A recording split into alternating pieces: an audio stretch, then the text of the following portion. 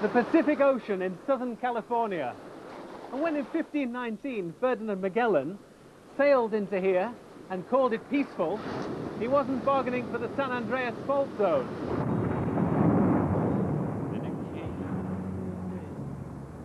A Holocaust. The magnitude 8 earthquake that devastated San Francisco in April 1906 was one of the most significant earthquakes of all time, and also one of a series of great earthquakes that have rocked California throughout history. California is well known as an earthquake zone, but there's an important link between earthquakes and higher mountains, like the 3,000-meter Mount Baldy north of Los Angeles, and deep basins like the Salton Sea in Southern California. All these features are caused by movements at a plate boundary. California earthquake.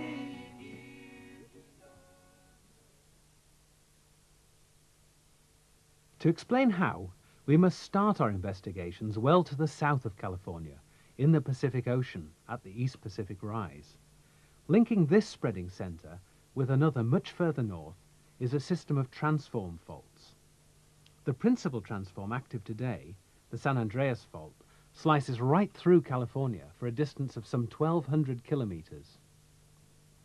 The San Andreas is remarkably straight for much of its length, but there's an occasional bend, for example where the fault cuts through the transverse ranges. And of course there are many other faults in the zone, most of which slip right laterally like the San Andreas, but there are some notable exceptions. The San Andreas fault leaves California just off Cape Mendocino, where it heads out to sea. It ends at another spreading center, which separates the Pacific Plate from a tiny fragment of the Farallon Plate, which has now mostly been subducted beneath North America. Further north, another fragment of the Farallon Plate is also subducting beneath North America. And finally, there is a major subduction of the Pacific Plate itself at the Aleutian Trench. But how have all these plate movements produced the San Andreas fault zone? Well, one method of keeping track of plate displacement through time is to investigate the paleomagnetic history of the fault zone rocks. To find out more about this, I went to the University of Santa Barbara in California to meet Bruce Lyondike. Right, Bruce, well, you're working on the paleomagnetics of the San Andreas area. What does your work entail? The bottom line has been to show that San Andreas Fault is a dextral shear zone. In other words, the movement is right-handed sense, and that blocks of crust which have been caught in the shear zone have been twisted in a clockwise sense due to the dextral shear. By choosing suitable rocks which contain an abundance of aligned magnetic minerals, Bruce and his colleagues have been able to reconstruct the movement history of California over the last 30 million years. Bruce showed me exactly how it's done on some convenient sedimentary rocks near the university. Okay, let's orient this now. Let me have the orienting tube. All right. What we're going to do is we're going to put the orienting tube down in a hole over the core. And what we're going to do is orient this tube level.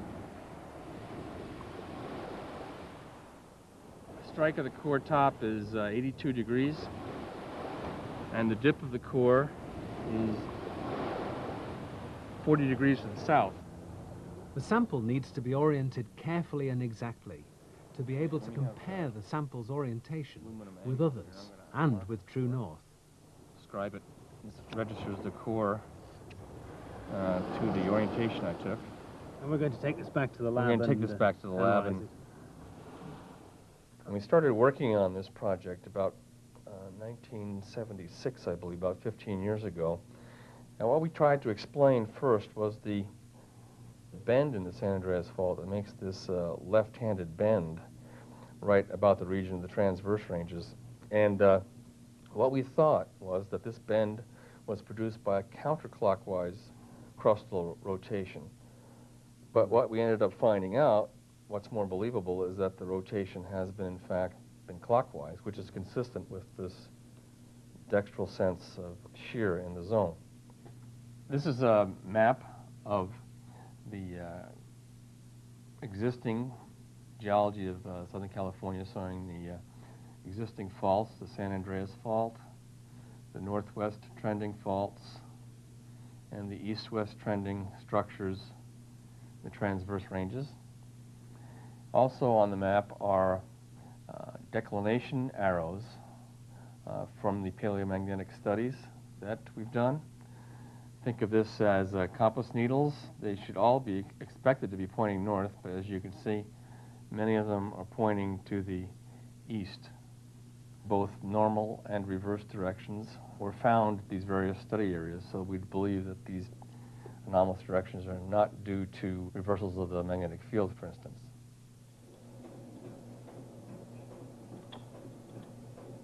That data was obtained from long hours of laboratory work measuring the remnant magnetism in hundreds of rock samples. This is how it's done. Within the magnetometer, 3 coils measure the sample's magnetism along 3 axes at right angles to each other. The 3 recorders automatically store the intensity of the magnetic field in each of the directions. Now, the total magnetic component of a rock may result from the contributions of more than one magnetic mineral. A complication like this is sorted out by heating the rock systematically and measuring the remnant magnetism at each temperature step.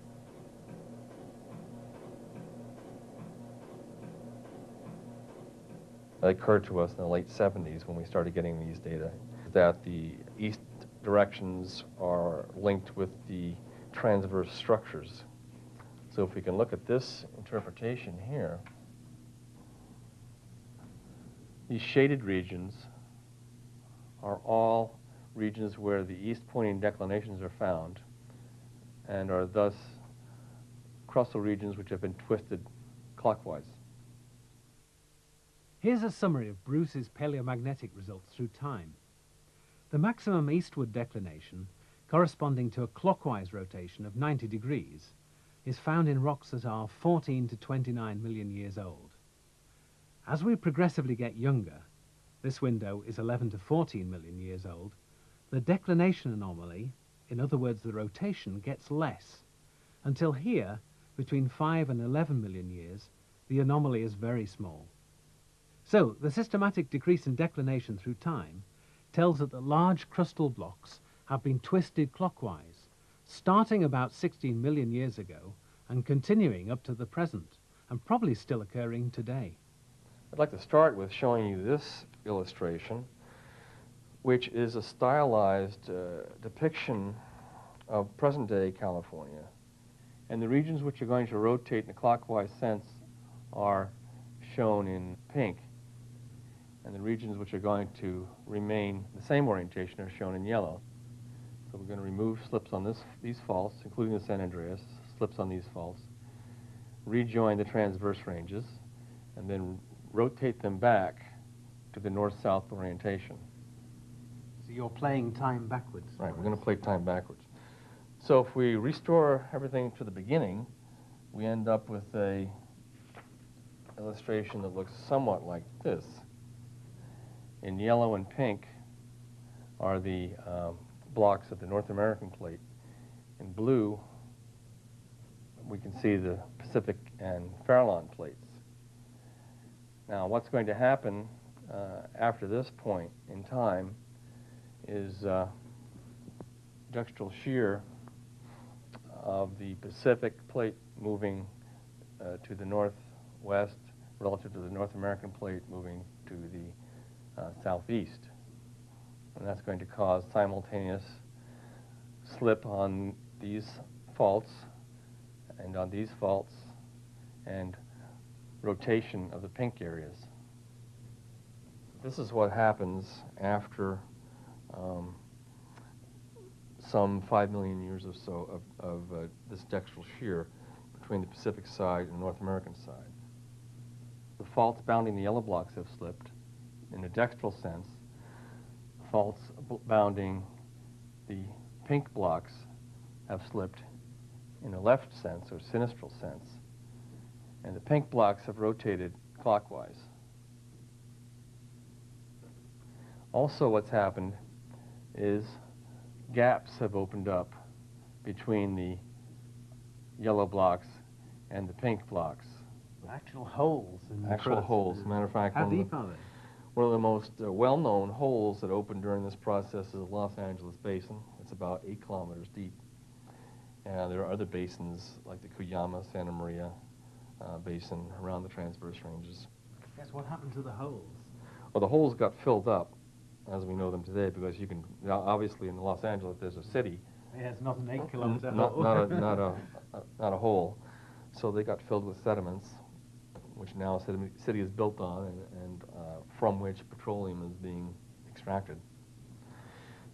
But near Pliocene time, about 5 or 6 million years ago, the San Andreas Fault cut through the transverse ranges and joined up with faults in southernmost California. This did two things. It offset the transverse ranges and also created a bend in the San Andreas Fault. Astonishing, isn't it? So rather than one fault cut the other, as perhaps we might have thought, these are all working at the same time? They're all working at the same time, right. And matter of fact, in the regions west of the San Andreas Fault, we know that these faults are still active. Both the northwest and the east-west faults are still active because we have seismic activity on them simultaneously. The active fault zone has caused crustal compression.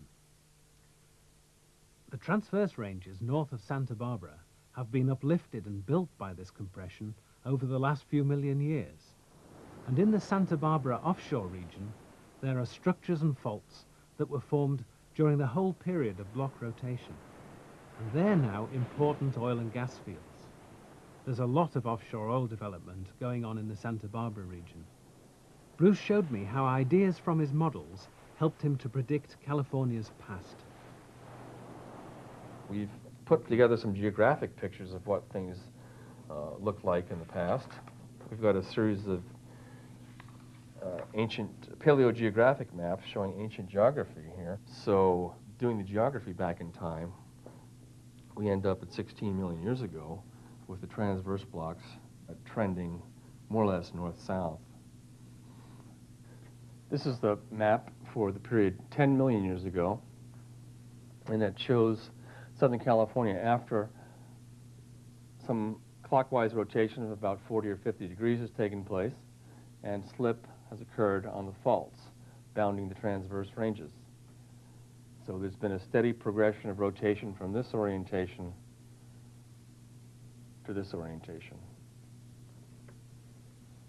This map is for Southern California at 6 million years before present, and as with the previous maps, there's been a continuation of the rotation and continuation of slip on the faults bounding the transverse ranges. The San Andreas Fault is now through the transverse ranges, and the eastern and the western transverse ranges are going to be offset.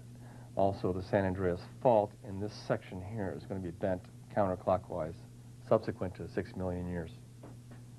And then from here, from 6 million years to present, the rotation continues, but then the San Andreas Fault has cut through, and there's a major offset between the transverse ranges on both sides of the So this San Andreas block Fault. here has been displaced, what, 100 kilometers is it? 240 kilometers Right. is the displacement across the San Andreas Fault in Rightwards, right mhm, laterally. right lateral, since about 5 or 6 million years ago. Another geologist at Santa Barbara, Art Sylvester, was able to confirm these ideas in an extraordinary way.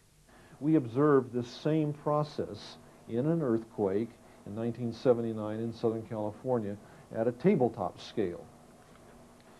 And here's a photograph of that same process looking down upon a field that had been plowed by the farmer in north-south lines that went down about 10 centimeters. This is a 1-foot long rule, and then the fault broke across the field in a northwest orientation with about 1 meter of right slip. And these long blocks in here acted rigidly and rotated within that zone in this fashion here, so that triangular shaped basins were produced between the unrotated block and the rotated block. And then where blocks did not fit within the rotation very well, they would thrust out over the end or break across the middle. But if we look at the wider context, the geology of the whole of Western North America is largely a function of major plate movements over the last 100 million years or so. Tanya Atwater of the University of California at Santa Barbara is a pioneer of this work. It's clear that to begin with, the plate boundary between North America and the oceanic plates was right along the rim of the continent, right along the continental shelf.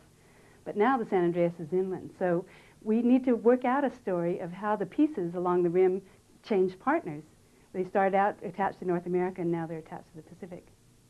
The first piece to break off was this piece along the rim of California itself, and that's the oldest part of the San Andreas with the biggest offsets and the longest history.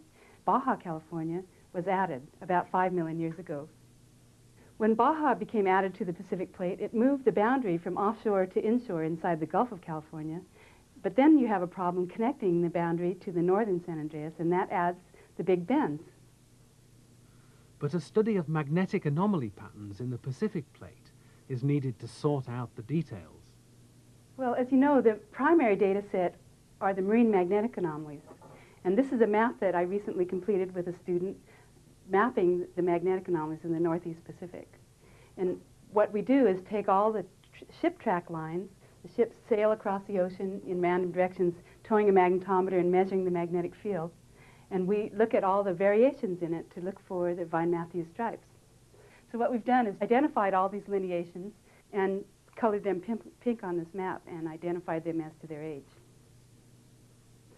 This map here is a summary by age of those magnetic interpretations. What we've done is color it by 10 million year steps. Red is the last 10 million years, 20, 30, out to 80 million years. Here's the brand new material that's being made now at the Juan de Fuca Ridge. And there's the Juan de Fuca plate that's diving under Oregon and Washington.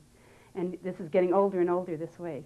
It's useful because it shows us the setup of the spreading centers and transform faults in the old spreading systems that made the seafloor. For instance, if we looked at this break between light green and dark green, that's 40 million years old. Here's the pattern of it through the map. And it shows us that there was a spreading center, a transform fault, spreading center, transform fault, etc. Here's the huge offset on the Mendocino transform fault, and so on down the map. So we can tell the Pacific plate was there. There was another plate to the right that was spreading away from it along these transform faults, creating this ground. And some of the transform faults are still active today, aren't they? That's true. Here's the last remains of that grandiose Mendocino. It's this tiny little piece of transform fault that attaches to the Mendocino triple junction, which forms the northern end of the San Andreas fault and the southern end of the Cascadia subduction zone. When Baja became added to the Pacific plate, it moved the boundary from offshore to inshore inside the Gulf of California. So it's as if Baja California is now coming along and bumping the south side of the main part of California. And so that's one of the ideas that we're working on now, is that perhaps all of California will get bumped off as well and be added to the Pacific plate. You can especially see that on the earthquake map. Here come the earthquakes for the San Andreas itself, but there's also a very clear set back here, back behind the Sierra Nevada and through Death Valley. That's probably going to be the future San Andreas, and all of California will be shipped off to Alaska. But then you have a problem connecting the boundary to the northern San Andreas, and that adds the big bends. It's especially easy to see this on a larger topographic map. The San Andreas presently cuts through here. Here are the big bends that form the connection between Baja California and the old San Andreas. So these bends set up a compression in this part. It's pushing on California, and it's setting up this new diffuse boundary back here. It goes through the Mojave Desert, Death Valley, and up the backside of the Sierra Nevada. So, how do we work out the evolution of the San Andreas zone from all this? Well, it's clear that the present situation isn't at all typical of how it was in the past. You can see that from those isochrons we were talking about in the ocean basin. We see a pattern of them out here that shows clearly that there were mid-ocean ridges and transform faults, that there was another plate to the right that was spreading away from the Pacific, that it was being subducted along the rim of North America. For hundreds of millions of years, there was subduction here, and it subducted whole ocean basins worth of plate. And somehow, in the middle of the Cenozoic, about 30 million years ago, that began to change over to the present situation with no subduction along this whole part, with the San Andreas instead. So that becomes our problem, to figure out how we made that changeover from one to the other. It's easy to figure out the relationships among the oceanic plates. It's clear there was a Pacific plate and another one going to the north, this one going to the east. But what we need to do to figure out the relationship to North America is to place these where they were at past times. In order to do that, we have to do a global circuit around the globe. And how did you do that? Here, give me the globe and I'll show you. Let's say, for instance, that we wanted to figure out the relationship of North America to the Pacific 30 million years ago.